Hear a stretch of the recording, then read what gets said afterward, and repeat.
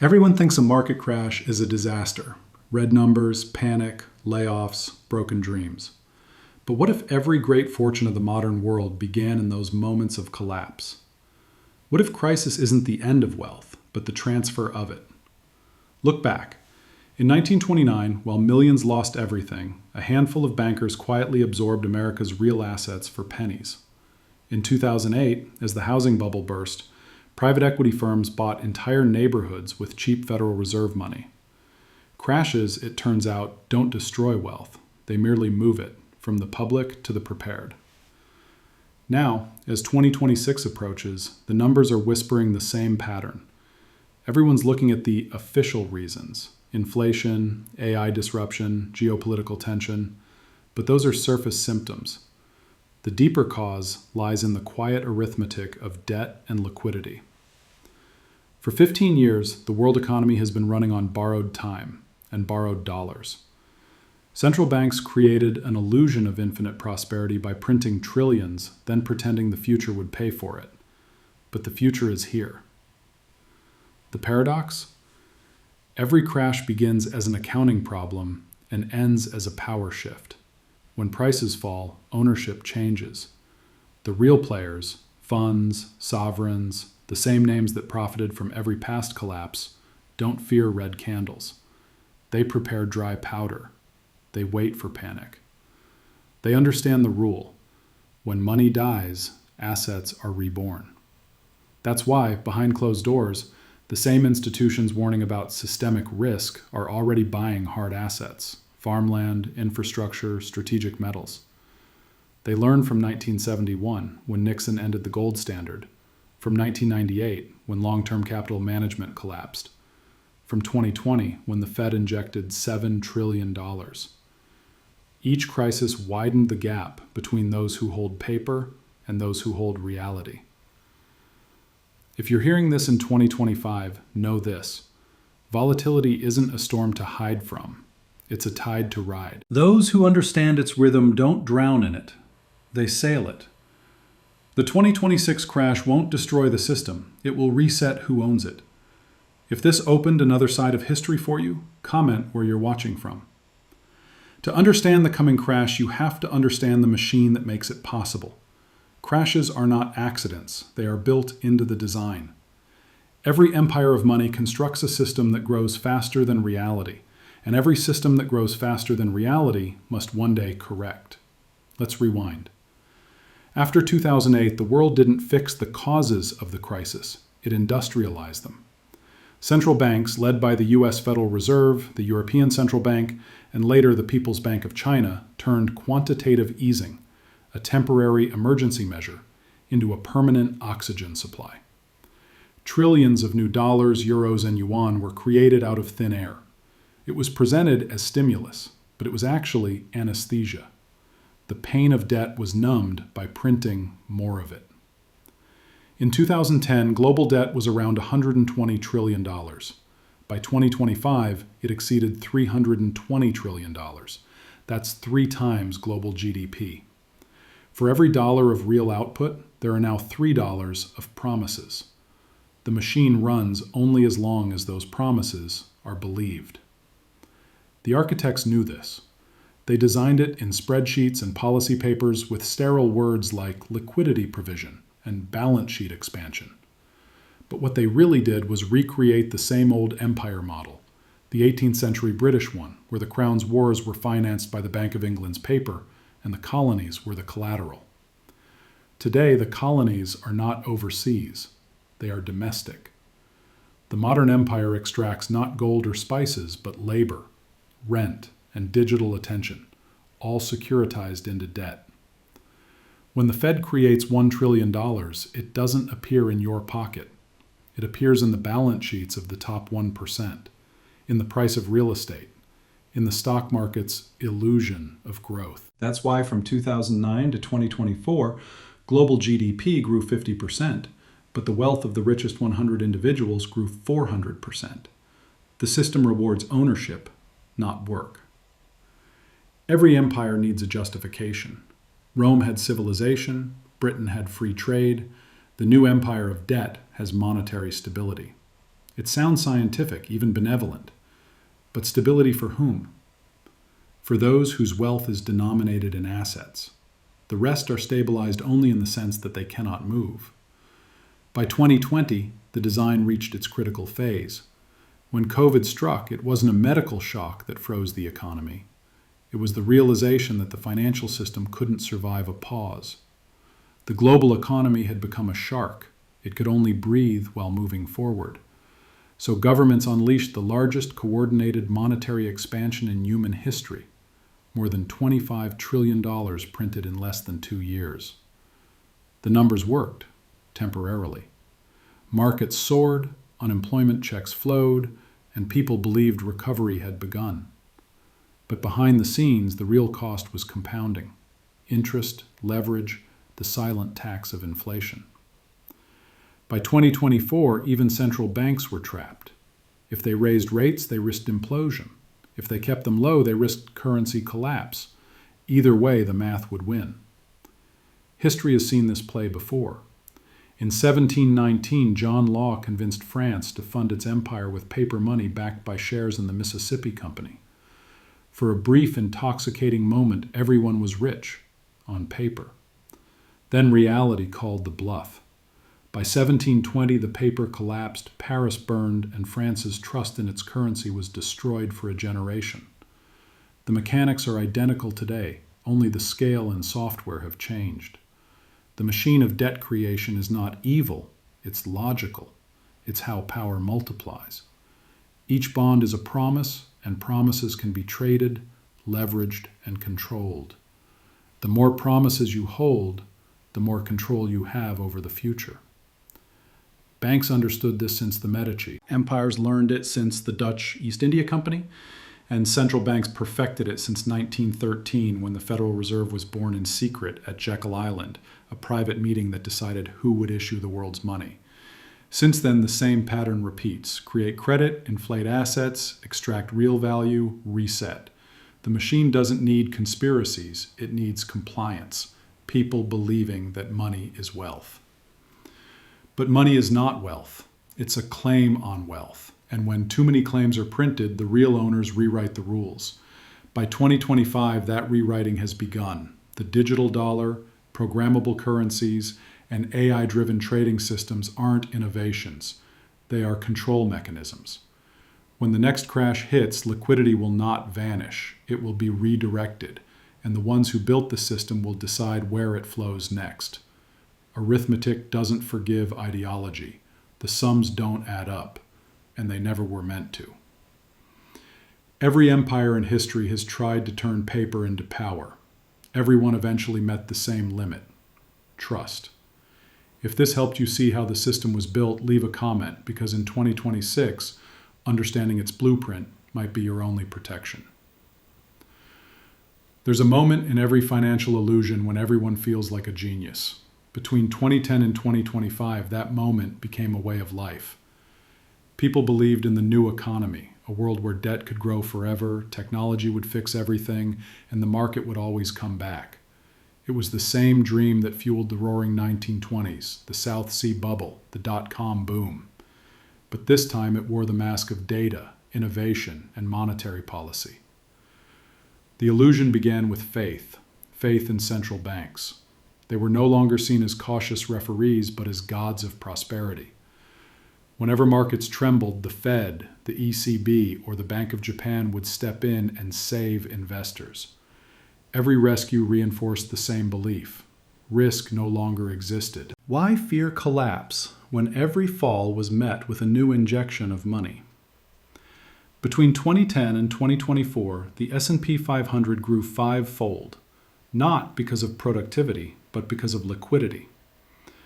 Corporations borrowed at near zero rates to buy back their own shares, inflating prices, enriching executives, and creating the illusion of strength. By 2023, U.S. companies had spent more on buybacks than on research and development. Real growth slowed, but financial growth accelerated. The charts were vertical, the fundamentals hollow. It wasn't just Wall Street. Entire nations joined the carnival. China built entire ghost cities, monuments to future demand that never came. Europe sustained zombie banks with printed euros. Emerging markets borrowed in dollars, betting that rates would stay low forever, and for a while they did. Money became so cheap that the very concept of cost disappeared. In the streets, the illusion felt real. A new class of speculators was born, young, digital, euphoric. They traded crypto, meme stocks, NFTs, believing they had finally escaped the old system. But they hadn't. They were its most perfect product.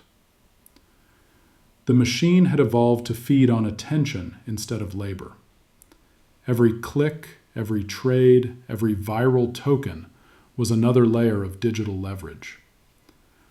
The same story played out in different costumes.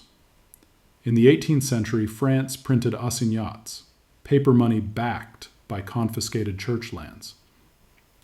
In the 21st, the U.S. printed dollars backed by government bonds, promises backed by promises. The mechanism never changed. Inflate belief until it replaces reality. During these years, economists spoke of a soft landing. Politicians called it inclusive growth. The public called it prosperity. But it was only the calm before arithmetic's revenge. Because the higher the illusion climbs, the more energy it needs to stay airborne. By 2025, that energy, cheap money, began to fade. Interest rates rose, and suddenly, everything that looked infinite revealed its limits. But let's pause here at the height of the illusion. Picture 2021, stock markets at record highs, home prices doubling in months, crypto billionaires appearing overnight, governments proudly announcing stimulus success, and ordinary people convinced they were witnessing a new golden age. No one realized that the gold was borrowed. When Napoleon's France printed assignats, the paper money worked perfectly. For a while. The army was paid, trade resumed, confidence returned. Then, as prices rose, people began converting paper into anything real: land, silver, food. By the time the government noticed, the spiral had begun. Within a few years, the currency collapsed. People burned assignats for heat. The same psychology repeats across centuries. Prosperity feels permanent right before it isn't. In the illusion phase, trust becomes religion. Data replaces judgment. Experts assure you this time is different. But numbers never lie for long. Still, it's easy to understand why everyone played along. The illusion rewarded obedience. If you saved, your money lost value. If you speculated, it grew. The rational choice was to gamble. Society itself was financialized, from education loans to healthcare, from pensions to homes. Everything became a trade, and every trade depended on one thing: liquidity. But liquidity isn't wealth. It's oxygen in a fire. When it flows, prices rise. When it stops, the flames die instantly. By 2025, the first embers were already dimming. Bond yields climbing, credit tightening, defaults spreading quietly through the corporate bond markets. The illusion was still on the screen, but not in the numbers. That's how every era of growth ends, not with awareness, but with denial. The world doesn't crash when people lose faith. It crashes when they refuse to. If this made you see the boom years in a new light, drop a comment and tell me which illusion you remember believing in. It always begins quietly. The crowd still believes the music is playing until someone notices the floor is gone. By late 2025, the numbers began whispering what politicians refused to say aloud. The system's math no longer worked. Interest payments on global debt crossed $10 trillion a year, more than the entire GDP of Japan and Germany combined. The U.S. Treasury was borrowing to pay interest on previous borrowing.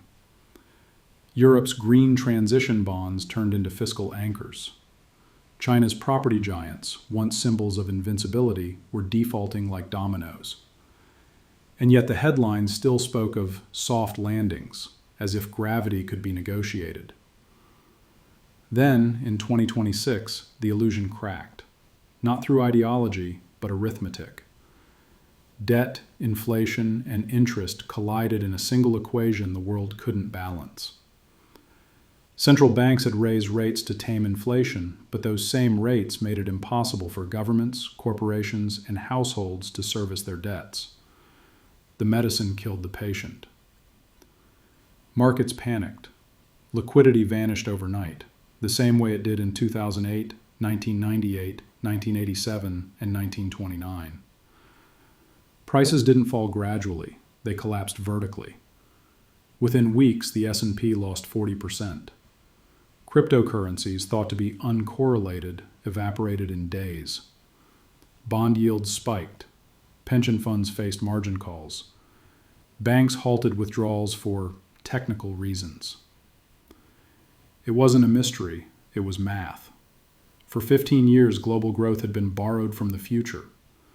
When the cost of money rose, the future could no longer pay. The entire structure of cheap capital imploded. It wasn't a crash, it was a reckoning. Look closer and you'll see the same geometry as every great collapse in history. In 1720, the South Sea Company's shares collapsed when investors realized its profits existed only on parchment. In 1929, Wall Street's margin loans multiplied wealth until a single call triggered a chain reaction. In 2026, the leverage was digital, ETFs, derivatives, and algorithms, but the trigger was the same. Too many promises, too little trust. The paradox of our time is that data didn't prevent crisis, it accelerated it. AI-driven trading systems trained to sell the moment volatility spiked turned the panic into an avalanche. The smart money became the fastest to flee. Algorithms don't wait for press conferences. Governments tried to intervene. Emergency rate cuts, liquidity windows, even digital helicopter money, direct deposits into citizens' wallets. But confidence is like glass. Once shattered, it reflects nothing. People rush to convert digital savings into anything tangible: gold, land, food, energy credits.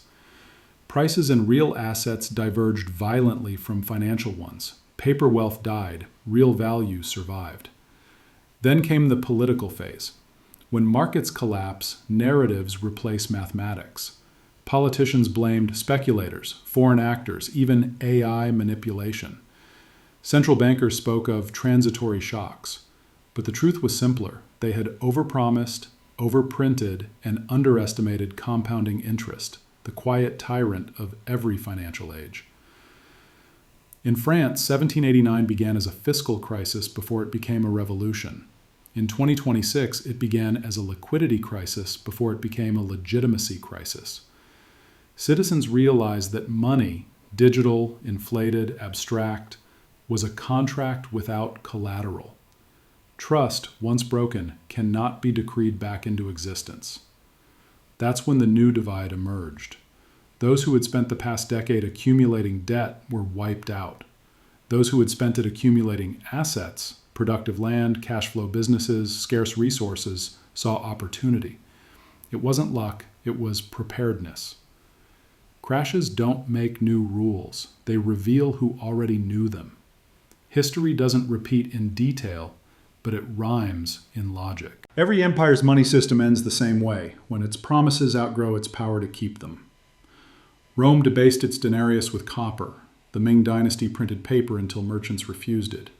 Britain left gold in 1931 to finance its empire's debts. The United States did the same in 1971, severing the dollar's link to gold. Each time, the pattern is identical: inflate, deny, collapse, reset. In 2026, the reset wasn't announced. It happened in real time. Markets froze, currencies devalued, and new rules were written on screens overnight. Digital currencies were introduced to restore stability. Bank accounts were converted into tokens. Transfers were limited to prevent speculation.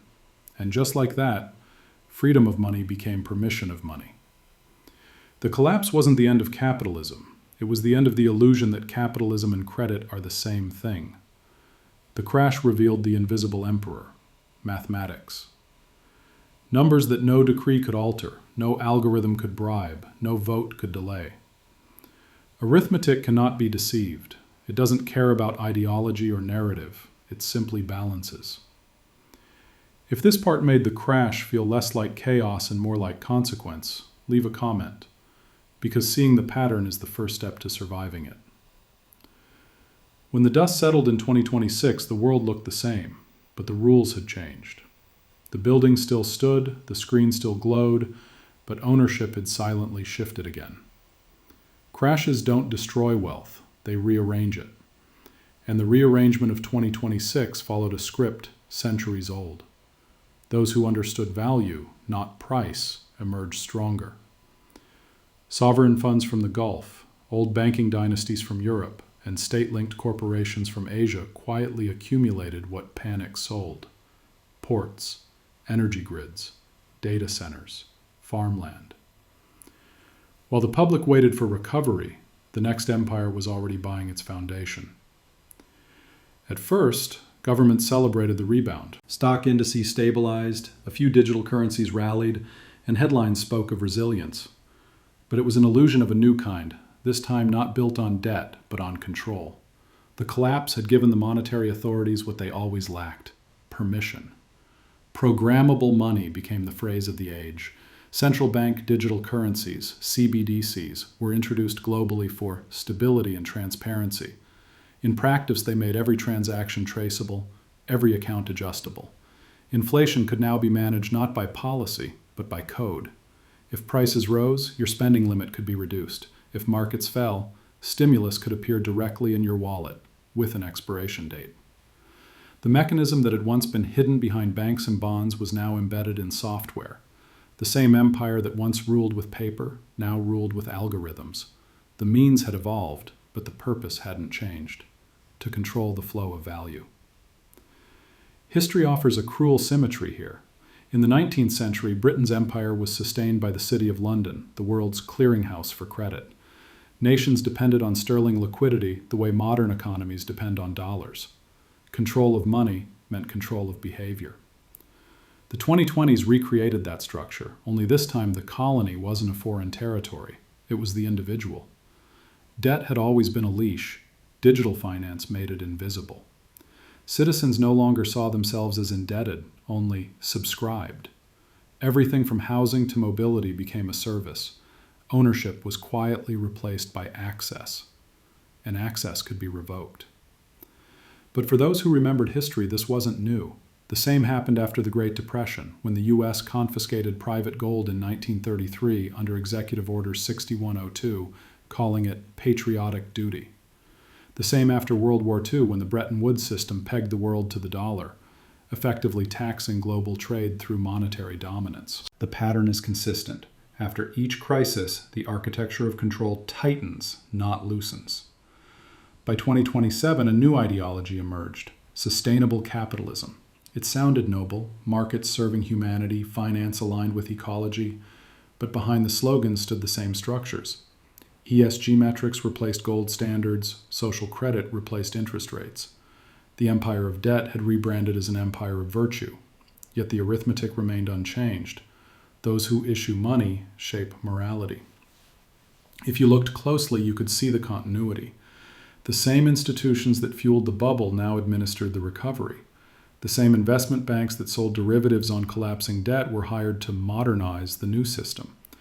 The same rating agencies that missed every crisis now graded the ethical compliance of digital currencies. History doesn't erase its actors, it reassigns their roles. And amid all this, a quiet rebellion brewed, not in the streets but in minds.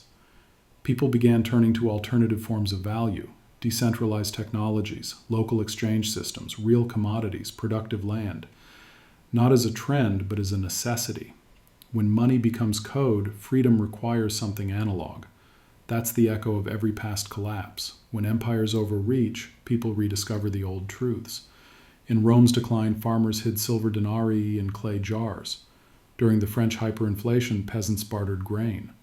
In 1980s Latin America, citizens bought US dollars under their mattresses. In 2026, they bought energy generators, gold coins, privacy tools, and land. The pattern never lies. But let's be clear, the system didn't end. It adapted. That's the genius of monetary empires. They survive their own implosions by reinventing the narrative. The new financial order spoke of inclusion, digital equality, green transition. Yet the essence was familiar. Control the issuance, control the world. For those paying attention, the opportunity of 2026 wasn't speculation, it was sovereignty. Those who turned crisis into capital understood the oldest law of money. Value flows to where confidence still exists. Confidence in governments vanished. Confidence in tangible assets soared. That's how every collapse crowns its new elite. And so the mechanism continues, the same feedback loop. Create promises, inflate them, collapse them, concentrate ownership, just dressed in new technology. The game resets, but the players rarely change. If you're watching this years after the 2026 crash, understand this. You are living inside the continuation, not the aftermath. Crashes don't end systems, they reboot them. What matters is who owns the reboot. If this gave you a different way to read the present, write awake in the comments, because the mechanism is still running right under our screens. Every age thinks its crisis is unique. Every generation believes its money is smarter than the last. But history whispers the same truth across the centuries. Systems don't collapse because of bad intentions. They collapse when numbers outgrow trust. The 2026 crash wasn't a punishment, it was a correction, not of markets, but of illusions. We believed that data could replace value, that algorithms could replace responsibility, that liquidity could replace honesty. But arithmetic doesn't care about belief. It simply waits, patiently, silently, until promises exceed reality. Then it balances the books. Look back. France in 1793, Germany in 1923, America in 1929, Britain in 1976. Each time the mechanism was the same. Too much paper chasing too little substance. When a currency stops representing work, production, or trust, it starts representing power. And power always concentrates until it consumes itself. That's the hidden law of empires. They are not conquered, they default. Gold disappears, paper multiplies, the middle class evaporates, and the cycle begins again. Each empire writes new rules, new institutions, new excuses, but the core arithmetic never changes. Every illusion of infinite growth ends at the same wall, finite reality. So what can you do with this knowledge? You can stop confusing money with wealth. You can stop worshiping numbers that represent claims instead of things. You can build on what history calls real capital, skills, trust, community, tangible assets, sovereignty of thought. Those who understand that distinction don't fear crashes, they harvest them. If you're hearing this now, remember, the next system is already being designed. The choice is whether you'll be a participant or collateral. The old order of money was built on obedience. The new one can only be built on awareness. Arithmetic doesn't take sides, but history rewards those who read its language early. If this series opened a deeper layer of how money and power truly work, share it, because the only antidote to manipulation is memory.